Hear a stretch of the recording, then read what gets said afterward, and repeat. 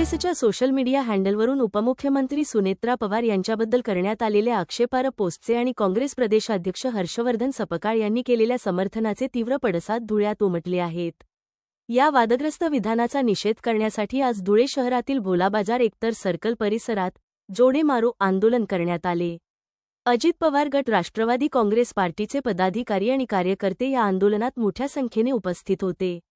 संतप्त कार्यकर्त्यांनी काँग्रेस प्रदेशाध्यक्ष हर्षवर्धन सपकाळ यांच्या प्रतिमेला जोडे मारत आपला तीव्र संताप व्यक्त केला. धुळे शहराचे माजी आमदार फारुख शाह यांच्या नेतृत्वाखाली हे निषेध आंदोलन छेडण्यात आले.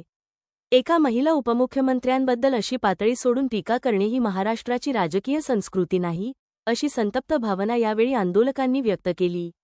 हर्षवर्धन सपकाळ यांनी आपल्या विधानाबद्दल तत्काळ जाहीर माफी मागावी, अशी प्रमुख मागणी कार्यकर्त्यांनी केली आहे.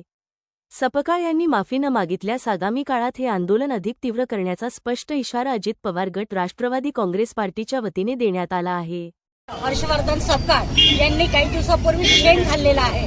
आजच्या पुढे त्यांनी जर त्यांच्या तोंडाची बळ थांबवली नाही तर आम्ही त्यांना पार्सल मार्फत इकडनं शेण आपल्याकडनं शेण म्हणून गिफ्ट म्हणून पाठवणार आहोत. त्यांनी महाराष्ट्राचे राष्ट्रीय अध्यक्ष राष्ट्रवादी काँग्रेस पक्षाचे सुनेत्रा वहिनी पवार यांच्या विरुद्ध टीका केलेली आहे. त्या टीकेचा आम्ही तीव्र शब्दात निषेध व्यक्त करतो आणि त्यांनी ही महाराष्ट्राची पवित्र भूमी असून इथे राजमाता जिजाऊ अहिल्याबाई होळकर आणि सावित्रीबाई फुले यांचे चरणस्पर्श झालेल्या भूमीवर महिलांबाबत यांनी अशी गरळ ओकणं हे खूप निंदनीय आहे. आम्ही त्यांचा तीव्र शब्दात खेद व्यक्त करतो. त्यांनी पूर्ण महाराष्ट्रासमोर पूर्ण महिला वर्गाची माफी मागावी, नाहीतर आम्ही त्यांना इथून शेण, चप्पल आणि बांगड्यांचा आहेर त्यांना सुपूर्द करणार आहोत.